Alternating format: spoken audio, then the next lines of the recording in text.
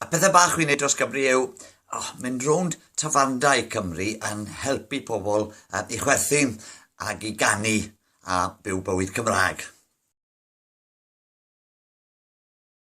Taswn ni'n sant, wy'n credu bydden ni'n sant tafarndaiol, os oes mathau.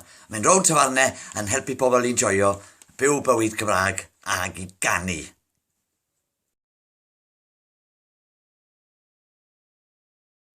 Ar ôl I fi fynd i'r ysgol ramadeg yn Abertawe, Dynefa, Grammar School for the Sons of Gentlemen, o'n i'n casáu Dydd Gŵyl Dewi, achos dim ond fi a un boi all oedd y siarad Cymraeg yna.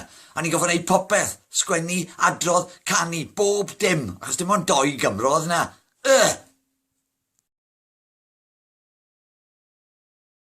Weithiau, mae'n anodd iawn bod yn Dewi.